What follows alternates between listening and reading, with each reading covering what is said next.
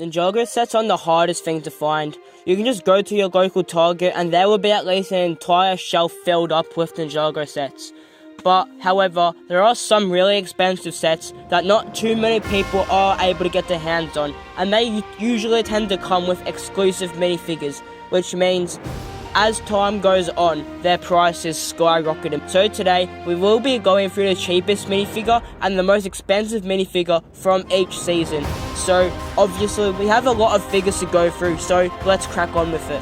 So starting with the cheapest figure of the pilots, we have probably the most obscure figure on this list, and that is Microfigure Zane for 13 cents.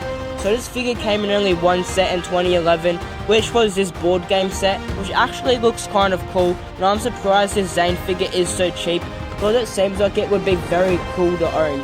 And now the most expensive minifigure of the pilot is Samukai, who goes for $32.84. And he appears in two sets, the beloved Fire Temple and the underrated set in my opinion being Garment and Stark Fortress. So obviously this minifigure is really cool. It is our first 4-armed Ninjago minifigure, and it still stands as the only 4-armed skeleton in Lego and most likely in real life as well. Anyway, I do also find its head to be very cool, and it is also like 3 times the size of a normal minifigure head. Anyway, this figure is just awesome. So now we are in Season 1, and unfortunately for Zane, he is popping up once again as the cheapest minifigure, as he goes around for 80 cents.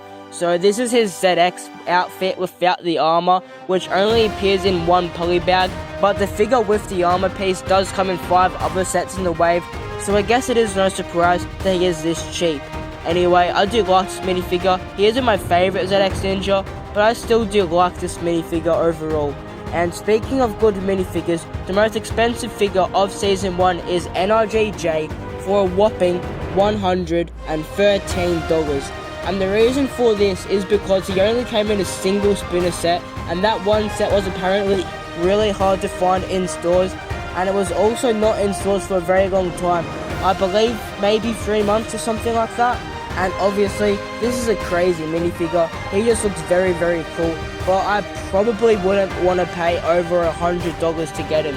And now we are going to look at the final battle season, which was a very small wave, but the cheapest figure of this wave is Kai, and I guess that does make sense, seeing as he came in the cheapest set of the wave, being the Fire Mech. It was a great set, by the way. But what surprised me was who the most expensive minifigure was, because I would have thought it would have to be either Golden Lloyd, because you know it's Golden Lloyd, or the regular Final Battle Lloyd minifigure, seeing as he only came in a book. But if you didn't know, apparently this minifigure came in books in the UK sometime last year, so I guess his price maybe came down a bit because of that. But anyway, the priciest minifigure of the 2012 Final Battle Wave is Kozu for $22.62. And he only appeared in one set, which was the Garmatron set, and from what I've heard, it isn't the most popular set, so I guess it makes sense that he's this expensive. The figure is cool, I guess. He has 4 arms, and you know, he has a lot of printing, which does look pretty good. And now, onto Season 3 Rebooted. The cheapest figure of this wave is a Ninja Drone minifigure for $1. And the funny thing with this minifigure is that he only comes in 2 sets. The cheapest of the wave being the Hover Hunter, which I have somewhere in my house. And then the biggest set of the wave, obviously being the Battle of Ninjago City. And anyway, I don't think this figure is actually canon to the show, because I can't exactly remember seeing any ninjas without the mask on, so that is probably another reason why he is so cheap. And now for the most expensive figure of the wave, who is the Stone Armor Kai minifigure, who you can buy for a tiny $60. And he didn't even come in an actual set or anything, because he was actually exclusive to just a minifigure cube thing, which I believe was exclusive to Target in the US, which is pretty disappointing, because why would they look such a cool minifigure to a single country? Anyway, this minifigure is obviously great. He has all of his armor printing on, and he also has leg printing as well, which isn't accurate to the show, but let's be honest, it makes the minifigure look 10 times cooler. And now we move on to the Tournament of Elements wave, and the cheapest figure of this wave is one of the Anaconda henchmen being Crate for a measly 80 cents. And it did come in 3 fairly cheap sets, being the Anaconda Crusher, the Jungle Trap, and also his own magazine. And he is also included in 3 books as well. And yeah, I guess this minifigure does look quite nice with all of his torso printing, but he also isn't the most interesting minifigure, so I guess that's why he's this cheap.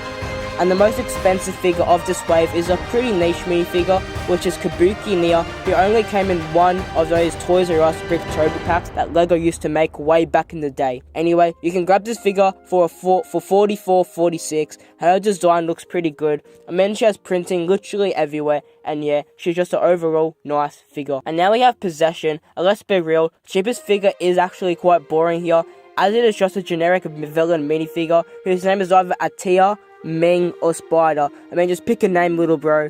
Anyway, you can get him in 4 sets: the City of Sticks, the Destiny's Bounty, our Foil Bag, and also Rodin's Wreck. And unlike the actually good sets he comes in, he isn't good, as the only thing I do like about this figure is the transparent green legs and the head.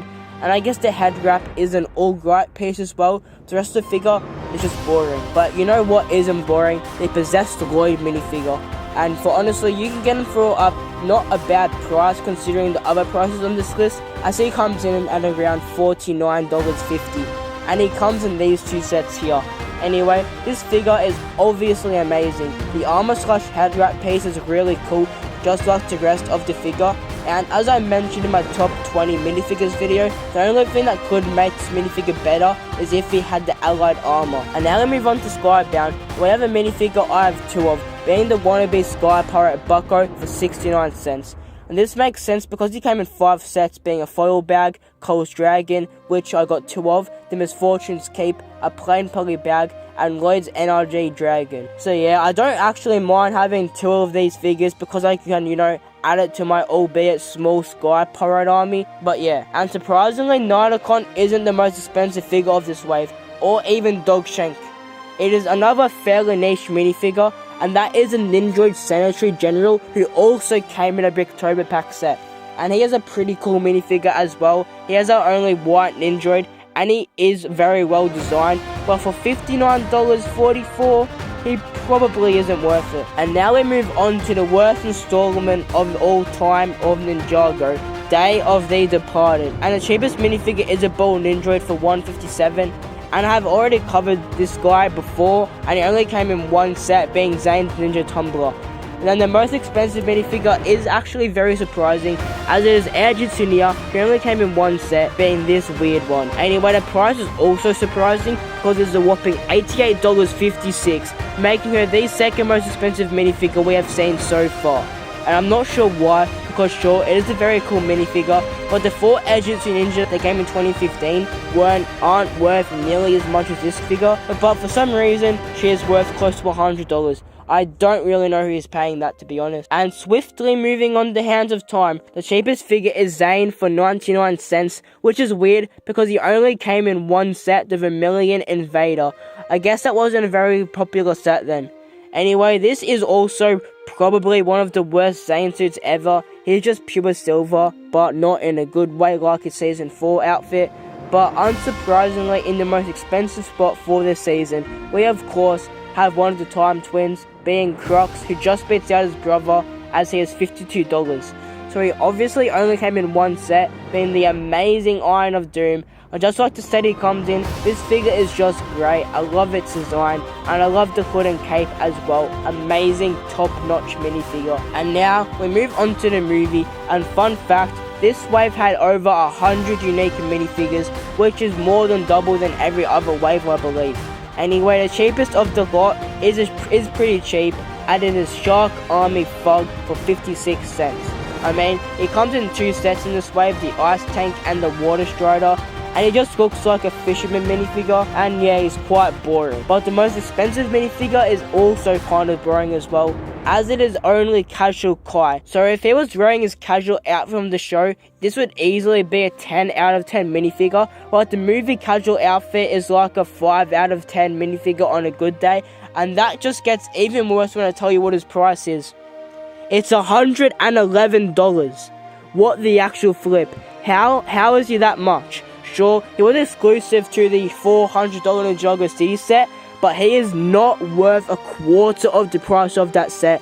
I do not know who was paying that. Now moving back onto the show, we have SOG, and the cheapest minifigure of the wave is Lloyd, but with his like legacy mask, I think. So he is 80 cents, and he only comes in one set, being the Ninja workout polybag.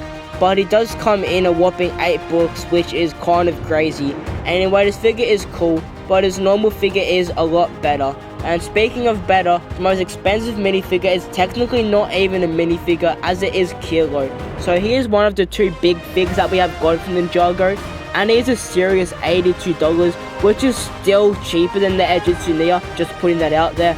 Anyway, this is obviously a really cool figure. He is big and his design is real nice. And now we move on to Hunted, and the cheapest minifigure is Kai without his armor piece, which came in the really nice $10 Destiny's Wing set. And you can get this figure for around $1.75, so it is a nice minifigure. I love its design. I do like the 2 colored arms as well, and hot take, I like the Season 8 and 9 masks. And you know what else I really liked? Most expensive Hunted minifigure, Lord Garmadon.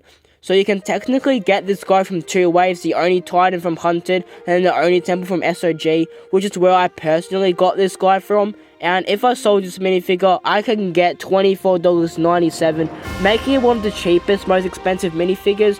But that doesn't matter too much to me, because he is really cool. He has 4 arms, 2 torsos, with purple blood dripping down.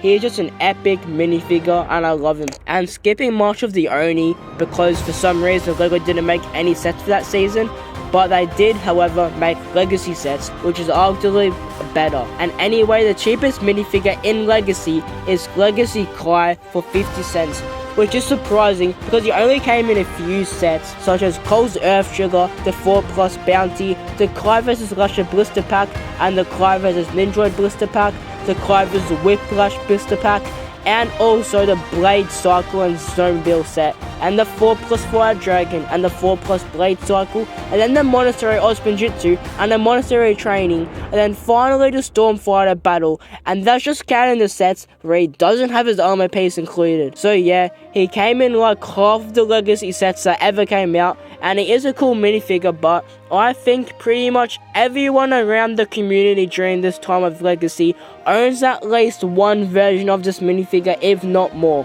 And then the most expensive minifigure didn't come in as nearly as many sets as Kai, but it did come in one set that I do own, and that is the Ultrasonic Raider. And obviously, that figure is of course 10th anniversary Golden Zane, who is actually fairly cheap for $36. So I don't know why he is the most expensive gold ninja of the bunch.